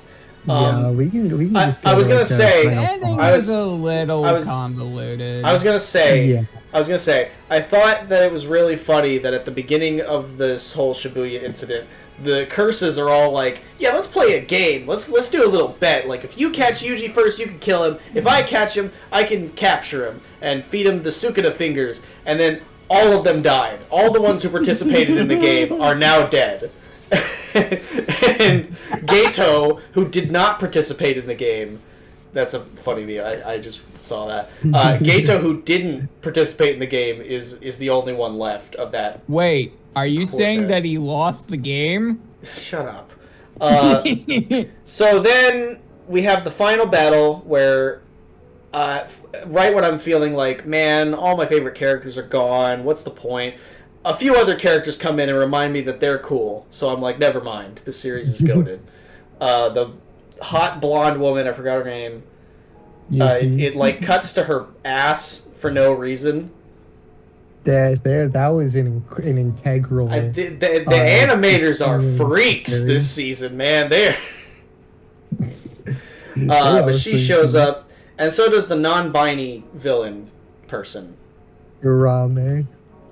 Who has like ice powers, and it's one last. Cool. It's kind of like just an all-out free-for-all of like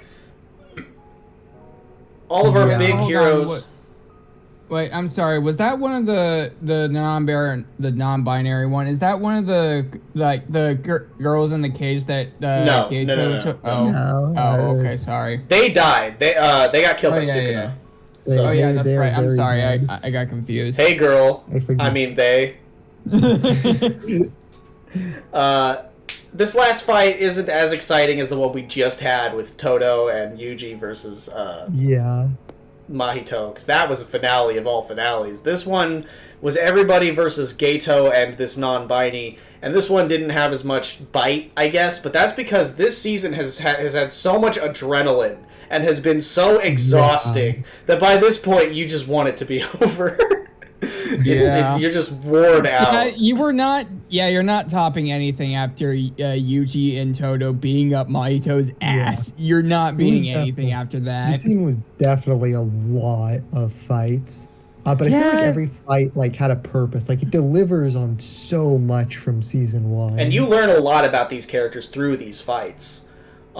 It's very, very good. I just wish that there was more like slice of life. Even though the slice of life in this season is kind of the calm before the storm.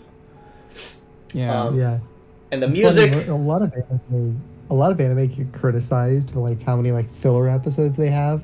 I feel like this series needed filler episodes. Yeah, you know? this series doesn't have enough filler episodes. It's just like, I have a hot and controversial take. I think filler episodes can be necessary because you can develop the characters. Yeah. You can develop the characters, and I think that's what they should be doing. That's precisely why Avatar: The Last Airbender is one of the best shows ever, is because it had so many filler episodes that were well done.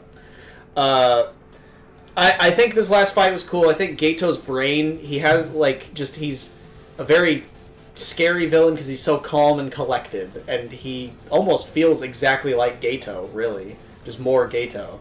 I'm more you than you are.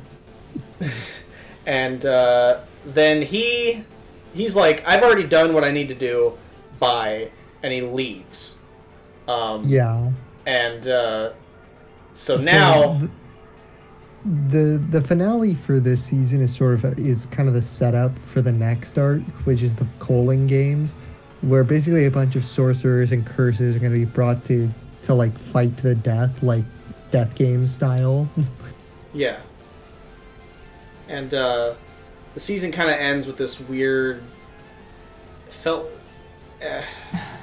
like an episode of Technolize for a minute, where it was really hard to follow. And it was like a lot of information. That's like that's my thing about this season. It ended very weirdly. But there was one thing about your boy. There was one thing about the ending that I did like a lot, and that was the return of the hero from JJK0. That rhymed, lol. But the return of the main character from JJK0. You see this little girl in like a grocery store, and this demon's like, "Hey, come here," and then so she does, and it's like a spirit that's gonna eat her, but then he comes in and kills it, and then it cuts to him afterwards. He's like he saves the girl, gets her to safety, covers her eyes so she doesn't see the gore, and then he announces to some guy like, "I'm going to kill Yuji Itadori myself." Yeah, because Sukuna cut off his friend's arms. Yeah, and the friend is also the guy with cursed speech from season 1. Yeah, he did not have much of a presence this season. He had like a minute of screen time, and that's it. And it's revealed that he got hurt in the whole Sukuna incident thing,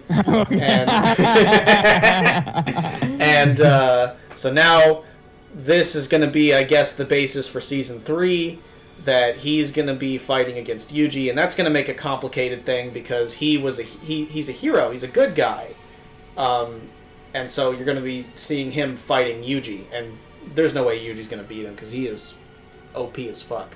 Yeah, and that's kind of the note that it ends on. What? That's kind of the tragic thing, is like he has a good reason to want to kill Yuji. Yeah. And so it sets up for what I think is going to be a fire season 3. And that's basically the note that this ends on. I gotta say, despite some of my visual issues, I think the music is better than it's ever been. Not even to say that the music of season 1 was bad. I love the music. And it's not just the openings. I kind of spurred about specials because it's such a banger. It's so catchy. But like, a lot of the songs from this soundtrack are really good. The song when Toji fights. One song that really got me, and I asked Pasta Man like, "Oh, what's that one? I want to know it." and he didn't know. I don't think they've released like the OST. They haven't. like, on its They own. have. I've looked it up. They have. Okay. That. Thank God, Pasta Man. Never make my heart sink like that ever again. You understand? You're Captain Pasta Man. My favorite song was the one that was playing during the squid fight with Toji, and I have it right here. It's called Physical Prowess. It's called Physical Prowess, and that one is the one that I think I said. Like, this sounds like a fonk from like a Chad meme or something. It's so good. And I'm pretty much running out of shit to gush about. Obviously, this has been our longest podcast yet, but it's because I couldn't really help it. I had so much to say, and there's so much to unravel with this, because this is a very complex season that... Like, everyone was fighting like a lot of time constraints, but they killed this season. Like, even the voice actors performed their hearts out. Like, halfway through this podcast, I was thinking, should we just cut this and like split it in half? But then we pushed through, and I'm proud of you guys for that. But just banger, absolute banger. This season, it's weird because I like season 1 more on a technical level, but this one kind of cemented me as a fan. And it makes me want to... Go ahead. Yeah, I'm sorry. This one also made me a fan. I did love season 1, but it was like, this is great. This is great. I'm not gonna get obsessed. But season 2, I think I'm gonna go read the manga. I've already started on the manga at its peak, and I'm obsessed with it now. I can't get it out of my head, and I'm probably gonna go back and watch season 1 do I have again. to start on? I'll tell you after the podcast. Okay. I'll DM it to you. But fuck, man, like, this is such a great show, and I further believe Minnie is capping when she says that nobody's gonna remember this in like 10 years. I think this is one of the best shonen we've gotten in a long time. So I think it's finally time that we get into our ratings, because this has been an exhaustingly long video. So, ratings. What do y'all rate it? I think I'm gonna give it a 9. I was originally gonna give it an 8 or an 8.5 just because of the animation.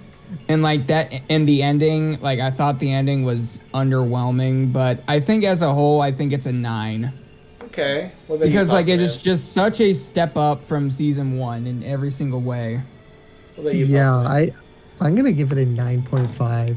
Like, it's just short of perfection. Like, it has those limitations that were brought about by being rushed. You guys... But like they really killed it with the time they had. Like, what a great season. You guys are gonna stab me and take my money. 8.5. Yeah, like an 8. 8.5. And it is because of the wonky animation issues, and also the fact that I think it could have been better. It could have been a 10 if it wasn't Mappa.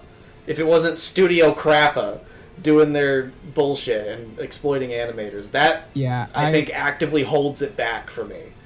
I mean, I can get past like kind of wonky-ish animation a bit, just a bit. It's really well. Of course, you're a Symphogear fan. Ha ha ha! I'm sorry. He fucking laughed. If Symphogear has good animation, fuck you. Okay, if you say so. I can't talk because I'm a Berserk fan. Anyway. You know. Yeah, loser. So. Well, what were we saying, Pasta Man? Any like final thoughts, or are we pretty much good to end it? Well, I was gonna say, I think they've already announced like season 3, and we'll see how that goes down. Is it gonna be 20+ episodes? I can't wait for it to be released in 2026. You know, they still haven't announced Vinland season 3. I'm a little worried. Is it map over? I hope it's map over for Mappa. True. Honestly, if Mappa does like fall apart and like go bankrupt or whatever, another studio is gonna pick up their shows. Yeah. I don't think Mappa's gonna go bankrupt ever. They are doing some of the most popular shows out there right now. No way. Well, that's Jujutsu Kaisen. The next submission is actually Minmod's submission. You already know it's Heavenly Delusion because it's Minmod. So we'll see you in that one, I guess. All right. Bye-bye. Let me shut